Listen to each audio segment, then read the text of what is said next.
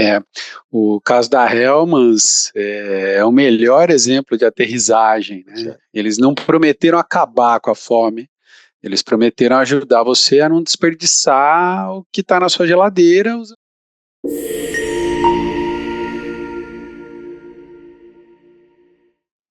Hoje, episódio especial, porque brindamos os 5 anos do Debate no Café. Brindamos 100 episódios no ar. Brindamos você que nos acompanhou e nos acompanha até aqui. E brindamos todos os mais de 100 convidados que passaram por aqui também. Thiago, um brinde. Tchim-tchim. Um brinde, tchim-tchim. É isso aí. Isso aí, Márcio, a gente viu o mercado brasileiro, né, saltar do ceticismo sobre o trabalho remoto para a urgência da inteligência artificial generativa nesses 5 anos, nesses 100 episódios. A gente seguiu firme na nossa missão de disseminar conhecimento e 100 conversas depois, o café continua sendo o nosso ponto de partida, mas o destino mudou um pouquinho, né? A gente começou quando o propósito era um adereço. Hoje ele é arquitetura de sobrevivência para as empresas, né? A gente atravessou o deserto da pandemia, a explosão dos algoritmos, para entender que, no fim das contas, a tecnologia serve apenas para potencializar o que somos, para o bem e para o mal. O Debate no Café não guarda o passado, ele decifra o presente para a gente não ser atropelado pelo futuro. Quando começamos, ninguém falava de IA generativa. O trabalho remoto ainda era uma exceção vista sob suspeita. Falar de propósito parecia um conceito romântico, utópico, né? E hoje a IA é o novo divisor de águas da produtividade. O consumidor vem se tornando cada vez mais empoderado, não gosto dessa palavra, mas é verdade, e também muito mais impaciente. E as empresas, Márcio? Algumas evoluíram, outras apenas aprenderam um vocabulário novo. Exatamente. E a gente vem tentando entender tudo isso nessas 100 conversas, mas isso até agora foi só o começo. O que mudou nas pessoas? A humanização saiu das cartilhas de RH para se tornar uma resposta estratégica ao esgotamento coletivo. É verdade, Thiago, e aí eu fico lembrando aqui do episódio da Bia Nóbrega, né, quando a gente falou de liderança segura, né, que ela não é só uma questão de ser bonzinho, né, ser um líder, ele não transmite segurança só porque ele é bonzinho, mas tem muito mais a ver com maturidade emocional, né? O líder atual, ele precisa ter a capacidade de desenvolver uma humildade situacional para admitir algumas lacunas que podem acontecer e são normais, né? E a coragem para aprender e também desaprender, desapegar de muitas coisas. Então, basicamente, os 5 pilares. Aprender a desaprender, né? Então, a gente reconhecer, né? E aí é um conceito que a Amy Edmondson colocou no Organização Sem Medo. E quando eu mudei de setting, aqui esqueci de trazer o livro para mostrar, né? Aqui é só o livro da área do meu marido, então não vai resolver. Aqui é livros de finanças, mercado financeiro, não são de desenvolvimento humano e organizacional que estão lá no meu escritório. Mas, Bia, mas a gente, como é gravado, de repente a gente faz um corte aqui, não tem problema, né, Márcio? E aí a Bia pode ir lá buscar para continuar. Depois só a fotinho. Esse é o livro. A Organização Sem Medo. Esse é o livro, o primeiro da sequência, mas assim, para começar, uma boa recomendação. Muito interessante, né, o que a Bia fala. Exatamente. E Márcio, você lembra da Glenda Moreira, episódio número 1 aqui do Debate no Café? Exato. Que provocou, né, a gente sobre a cultura do erro, que mais que aceitar um deslize é também não punir o aprendizado, né? E tem uma coisa, Márcio, que eu acho que mudou muito também, que era assim, a gente quando dava uma opinião tinha que ter certeza, e aquela opinião tinha que ser a lacradora, né?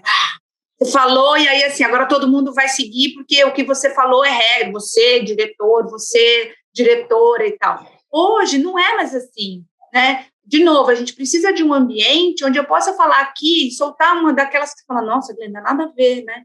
Mas esse nada a ver te puxa para uma outra... Eu falo uma coisa nada a ver, aí o Thiago fala, nossa, mas você sabe que você me fez pensar numa coisa? E aí a gente vai construindo, a gente fala muito de colaboração, né? No mundo atual, no mundo corporativo atual. Que é isso, assim, né? Você poder deslizar, você poder errar, você poder falar uma coisa que não tem nada a ver, porque o outro constrói em cima do teu vacilo, aspas, né? E aí, juntos, vocês conseguem uma solução melhor, sabe? Acho que isso também é uma coisa que vem batendo muito forte nas organizações, sabe? Exato, no ponto, né? E isso que a gente viu toca na diversidade real, né? Eu me lembro que a gente abordou o caso com ela de um sociólogo trabalhando numa fintech, né? Assim, não basta contratar o perfil plural, falar de perfil plural, mas a empresa ela também tem que construir uma ponte para isso, para que essa pluralidade seja real mesmo, né? E não seja só discurso. Acho que a Glenda aí foi cirúrgica, né? Ninguém nasce pronto para uma determinada cultura de uma empresa, né? Afinal, a equidade está no onboarding, na hora de fazer esse onboarding, em traduzir um mundo corporativo para quem vem de fora, e em vez de esperar que um sociólogo vire um executivo padrão da noite para o dia, você prepara esse profissional que está chegando para que ele se adapte melhor à cultura que a empresa está buscando.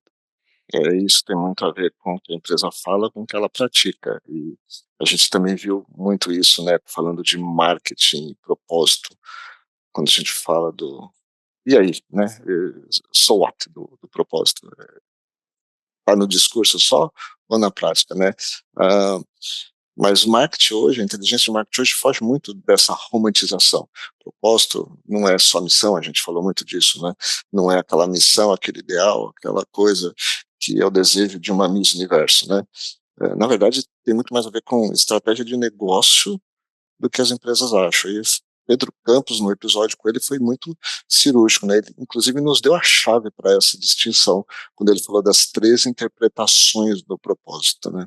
E eu vejo o propósito, da forma como eu vejo que existem 3 interpretações que a gente pode dar para o propósito, tá?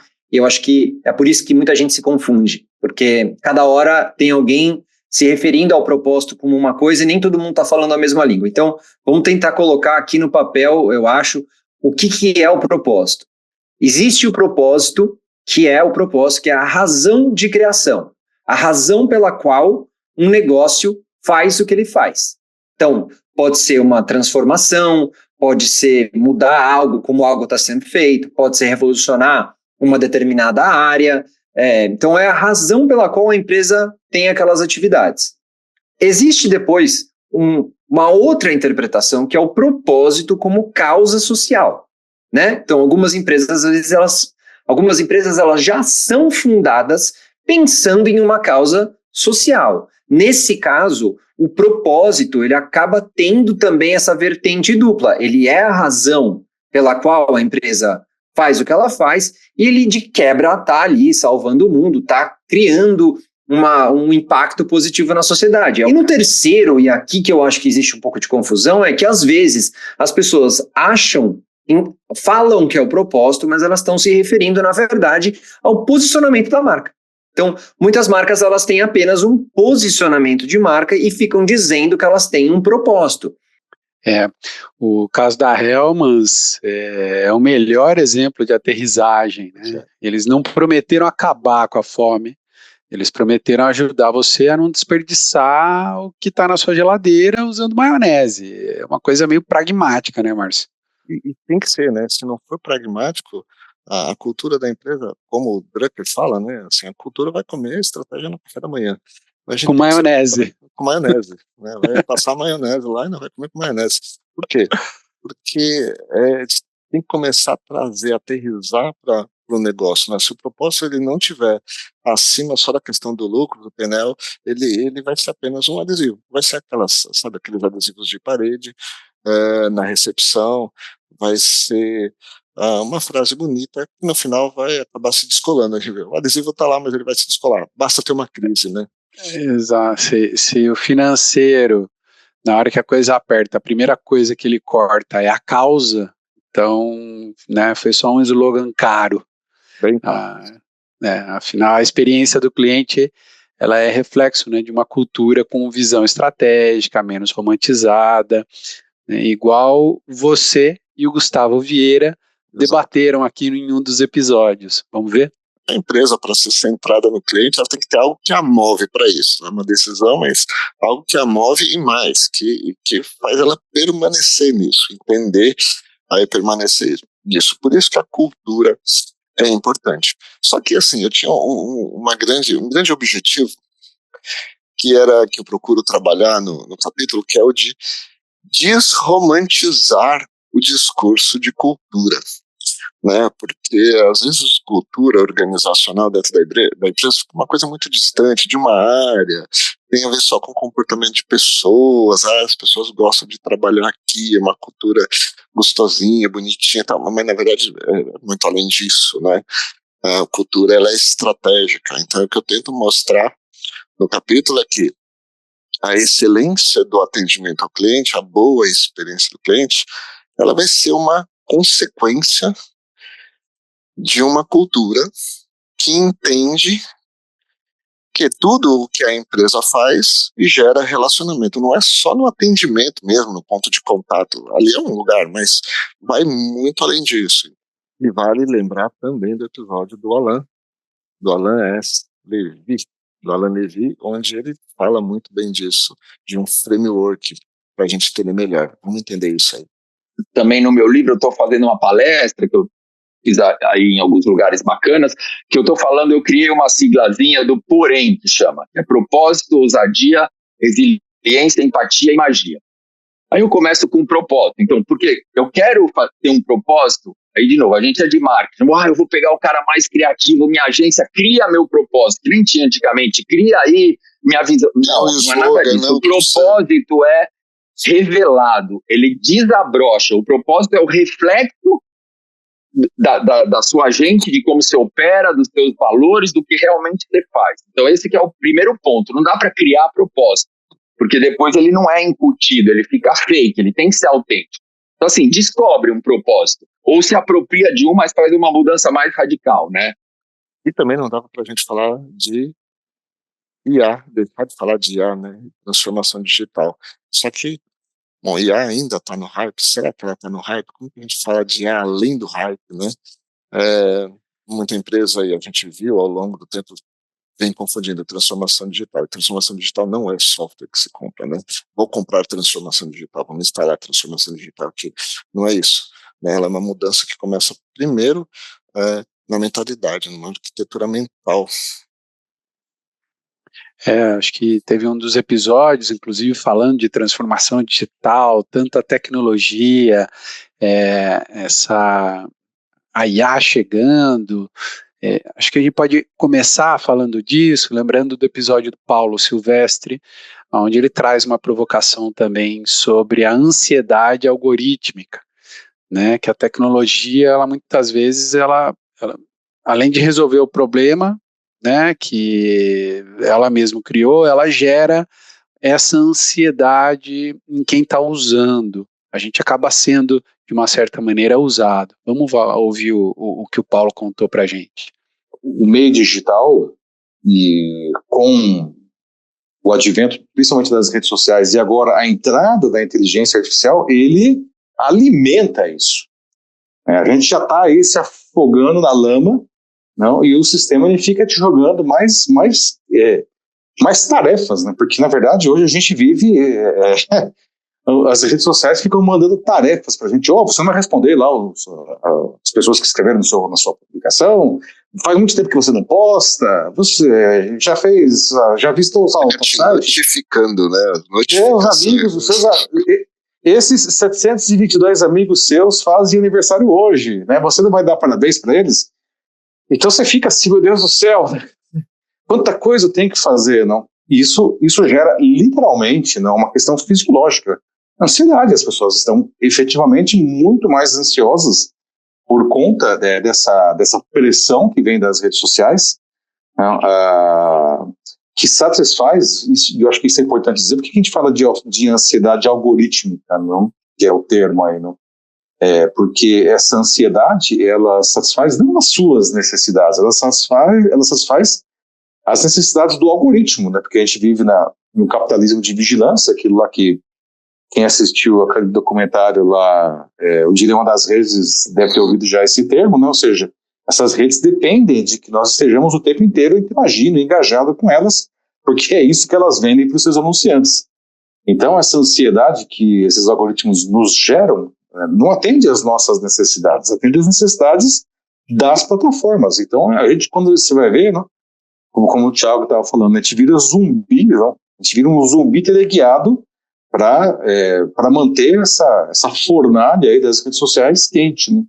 E a gente também não podia deixar de falar do episódio do Ednei Souza, o nosso Internei, né, que trouxe uma definição ótima do ChatGPT, né, falando que ele deu uma rasteira histórica no Google. E já deu, né? Todo mundo está usando o ChatGPT hoje para perguntar coisa e descobrir coisa, né?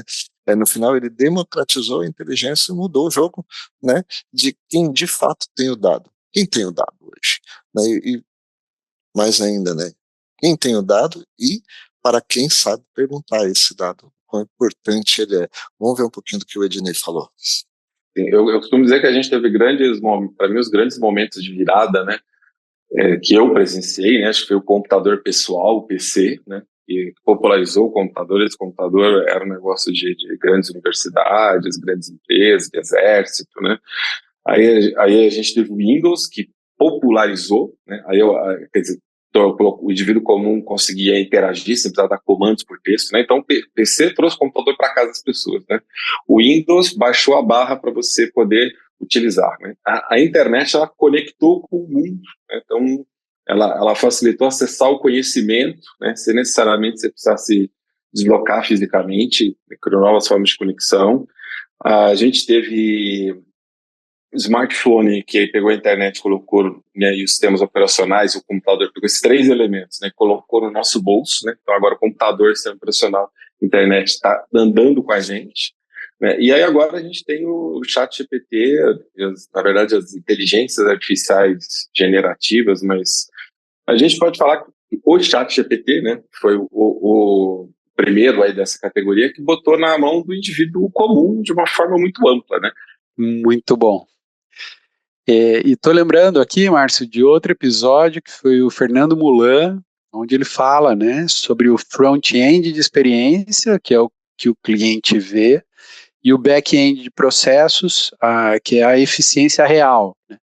E ele foi enfático, a excelência é a premissa. Não adianta ter um app lindo que o usuário não consegue se logar. A tecnologia sem base operacional funcionando é só mais uma ilusão. Vamos escutar o Mulan um pouquinho. Normalmente, quando a gente trabalha na consultoria com os nossos clientes, existe uma premissa que muita gente não gosta de ouvir nos processos de transformação digital, que é você ter excelência operacional.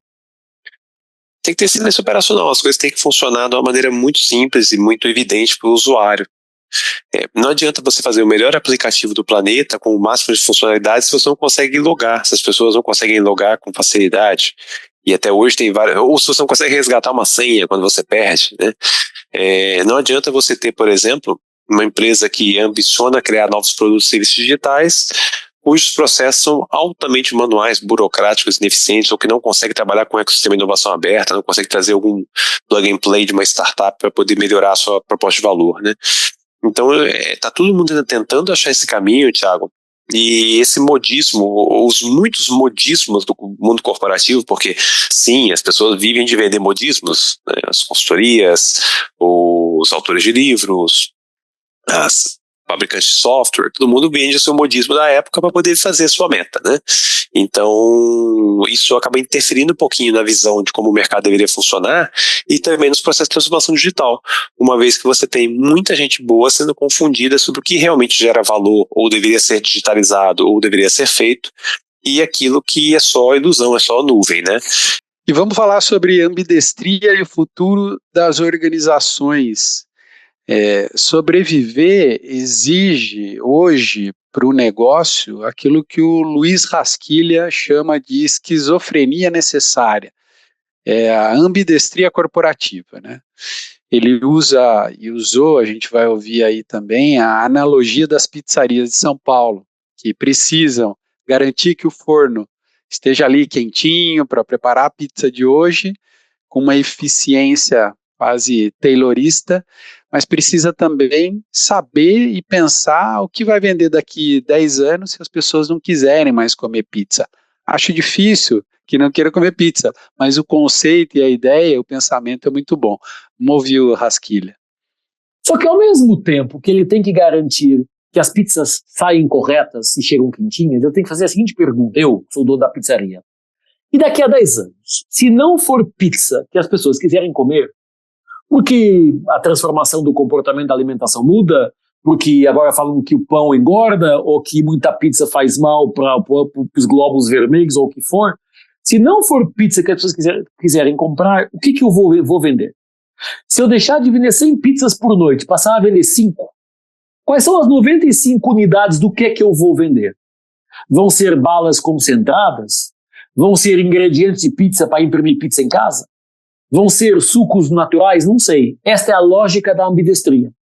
Entregar a pizza quentinha todo dia, mas ao mesmo tempo pensar, e quando não for pizza, vai ser o quê? E a grande discussão da ambidestria não é um ou outro, é um e outro. Esta é que é a diferença. Fico brincando, a ambidestria toca a esquizofrenia. Porque ao mesmo tempo que eu estou vendendo pizza e entregando pizza, tem que pensar como é que vai ser a bala, ou suco concentrado, ou ingrediente para impressão 3D de alimentos, aqui para pegar exemplos. Então, a essência da ambidestria é, ao mesmo tempo que eu protejo e adapto o negócio atual ao contexto onde eu estou, em simultâneo, eu tenho que pensar no meu negócio no futuro, seja isso 2 anos, 3 anos, 10 anos, 15 anos. Esta é a essência da ambidestria. E nessa pegada do para onde as empresas têm que olhar, né, a gente também, lembrando do episódio do Cássio Spina, da Anjos do Brasil, nesse universo todo de startup nascendo a todo momento, com todo fim, né, e ele alertou que as empresas, no final, trouxe, né, um lembrete que fala que as empresas hoje morrem porque fazem bem demais as mesmas coisas por tempo demais, lembrete que a gente trouxe em vários episódios aqui, né, exatamente por conta disso, quer inovar, né, criando empresas, criando negócios, modelos, e essas empresas todas, no final das contas, questionando os modelos vigentes existentes das grandes corporações que estão ali amarradas às coisas que elas sempre fizeram, né. E olhando para o universo da startup, ele trouxe aí que o caminho para o Corporate Venture Capital ele é minado por egos também, né? E o ponto crítico que ele alerta assim foi sobre, de fato, o ponto de reputação e burocracia. Mas vamos entender melhor o que ele quis dizer. E aí, entrando nessa pergunta do passo a passo, né? Acho que também, novamente, uma forma muito sintética, sumária, porque não é um processo simples, já adianta, é um processo complexo que demanda muito esforço, muita dedicação e investimento, né, obviamente, mas basicamente, bem resumidamente, a primeira coisa, realmente, você tem que idealmente definir qual que é a sua estratégia de inovação, né? O que a empresa espera, qual o resultado que ela quer, qual a visão dela de longo prazo, entendeu? A partir daí, e também não adianta só vir de dentro para fora, também tem que vir de fora para dentro.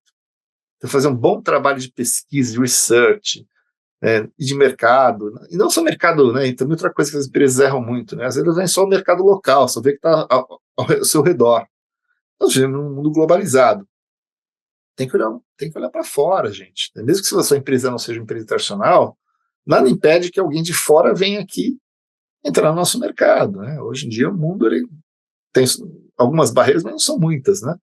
Então tem que olhar isso muito bem. Depois isso muito bem visto, vislumbrado, né, e validado, aí a gente vai definir o que a gente chama de tese de investimento, que é com base nessa estratégia de inovação, okay, no que eu vou querer investir, por que eu vou querer investir, como eu vou querer investir, entendeu? Que recurso eu precisar, qual que é o modelo, aí tem uma série de itens que tem que ser, né, estruturados, bem desenhados, bem fundamentados, para aí você pensar e partir para ir para o mercado, né? Realmente aí você está preparado, né? Claro, desculpa, ainda está faltando uma etapa fundamental, que é estruturar o seu CVC, né? Eu falei, não adianta querer estruturar usando o time que você já tem. Pega o CFO, pega o diretor de inovação, vamos fazer aqui dentro de casa. receita para dar errado. Se você quer fazer dentro de casa, crie sua área de CVC, né? Como eu citei, por exemplo, o outro case tem no livro, por exemplo, a Qualcomm, né? A Qualcomm tem o braço Qualcomm Ventures, né? Como a Intel tem Intel Capital, que é o quê? Quase como uma gestora, né, dedicada à Qualcomm, mas independente, tem um time próprio focado só em fazer isso. Ou você vai ter que trazer alguém, um parceiro, para fazer isso para você. Não adianta você querer misturar o seu dia a dia. E aí, uma vez tudo isso feito, aí que você pode pensar em mercado e começar a fazer seu CVC. Mas aí tem, assim, mais coisa para fazer. Tem que também preparar a cultura da empresa, porque falar, eu vou querer gerar sinergia estratégica com a empresa. Tá, mas os seus executivos, ou mesmo os colaboradores em geral da empresa, sabem se relacionar com uma startup?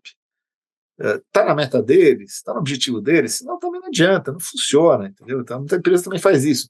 Não, legal aquela startup, vou lá e vou investir nela, aí vou trazer aqui para vender os produtos dela, ou vice-versa, vou dar umas produtos para ela vender. Mas, gente, pergunta que eu faço, seu time de vendas está na meta deles vender aquele produto da startup? Se não tiver, eles vão vender o que eles estão acostumados a vender. Isso é um esforço adicional. E por aí vai, tá, gente? E, Márcio, muito bom, né? Mas mudando um pouco de tema, vamos para carreiras e as lições que a gente aprendeu nesses 5 anos, nesses 100 episódios, né? Hoje a responsabilidade pelo destino nosso, da nossa carreira, ela é muito individual. A gente saiu da posição de vítima, né, para ser gestor da nossa própria vida, da nossa própria vida profissional e da nossa própria carreira. A pandemia, ela acelerou a digitalização, mas a humanidade ainda muda em gerações, né? Enquanto essa tecnologia vai mudando em meses, quando não em semanas, né? Exato, e o episódio com o Michel Lente foi bem provocativo, porque ele faz a gente questionar um pouco da nossa carreira, o tempo, inclusive, da nossa carreira, o nosso plano de carreira, né? E ele acabou enterrando aquele plano de carreira de 30 anos, todo mundo faz, para depois já se aposentar, né? Vamos ver o que ele fala. Uma pessoa tem 20 anos e está começando a vida profissional, ela tem 50, muitos ou 60, já está terminando a vida profissional, eventualmente alguém um pouco já passou disso, mas elas passam um pouco sempre pelo mesmo desenho. É evidentemente angustiante, porque assim, o mercado, e aí quando eu falo de mercado, eu estou falando mercado desenhado e próprio sistema educacional tradicional, continua preparando a gente para uma realidade de 40 anos atrás, ou 30 anos atrás. Então te prepara. Eu tenho várias coisas em relação a isso. A escola te prepara para você fazer o Enem ou vestibular, entrar numa faculdade, arranjar um emprego, crescer no emprego, se aposentar e morrer. Essa é a regra. Só que você não necessariamente precisa terminar a escola, ou precisa fazer faculdade. Você não necessariamente vai conseguir um emprego quando você terminar essa faculdade, depende de onde você está, e provavelmente você não vai seguir 30 anos numa mesma empresa. E quando você se aposentar, que é a idade de se aposentar ali aos 55, 60, 65, você ainda tem 20 anos ou 25 anos pela frente. Bom, e agora se a gente for olhar para trás, né, o que envelheceu melhor nesses 100 episódios? Será que teve coisas que envelheceram bem, Thiago? Acho que sem dúvida a centralidade no cliente, né, Márcio? O atendimento como estratégia, na série do livro, ele prova que no fim o que importa é se você resolve o problema ou se cria um novo problema. Exato, isso aí muita empresa fala, né?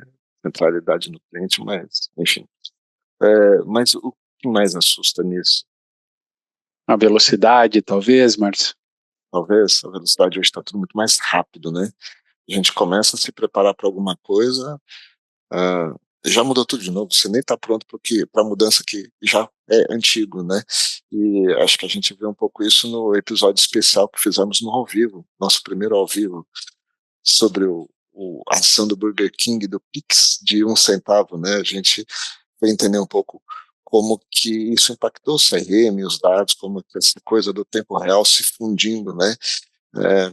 E também como a IA generativa, ela vem transformando tudo, o que era meio técnico em commodity. Então, assim, num piscar de olhos, né? Vamos ver um pouquinho do que aconteceu nesse episódio do ao vivo. Vamos brindar para aquecer, tchim-tchim, aí os cafés. Vamos brindar. O Thiago. Tiagão, Olha Falou aí, que ia ser surpresa, tá ali. Quentinho com Burger King. Falei que ia ser surpresa. Tá bom. Mas vamos lá, o Thiago tá travando um pouquinho, mas não tem erro não, gente. A gente vai fazendo aqui, ao vivo é assim mesmo. E eu queria começar provocando aqui.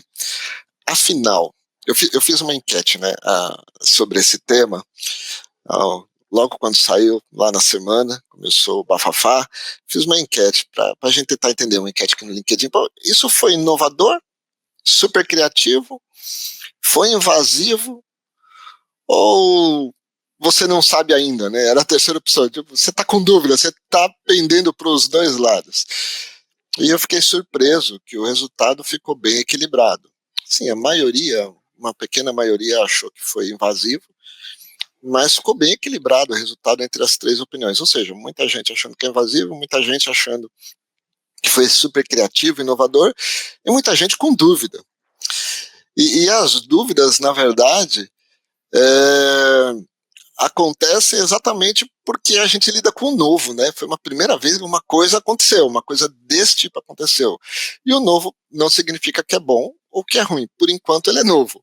Eu acho que quem colocou ali aquela opção na resposta está no... Não sei se é bom ou se é ruim ainda. É novo, estou pensando. Eu confesso que eu mesmo fiquei pendente a ela durante muito tempo. Deixa eu analisar com calma isso aqui. Mas eu trago esse assunto para primeiro. Muito interessante, né? Essa agilidade, essa rapidez, né? Que a gente comenta aqui.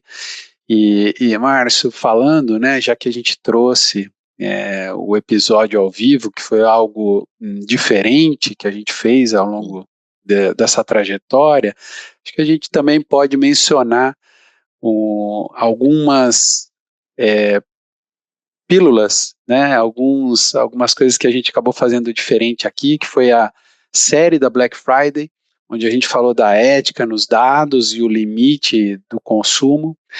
A gente pode relembrar a série de IA no dia a dia, que marcou um momento da tecnologia, e a IA saiu ali do laboratório e entrou no dia a dia e na planilha dos executivos.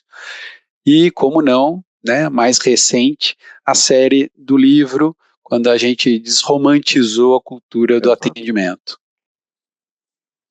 Desromantizou a excelência no atendimento também, né? Como um todo.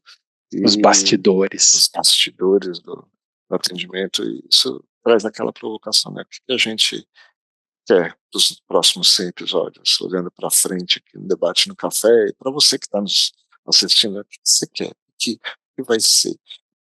Bom, para a gente, assim, o Debate no Café ele nunca quis encontrar nenhuma resposta definitiva. Trouxemos vários especialistas aqui, mas sempre com o objetivo de trazer aquelas perguntas que nos inquietavam, né? A gente acredita na dúvida produtiva, aquele questionamento que de fato faz as pessoas pensarem um pouco e se questionar em si, né?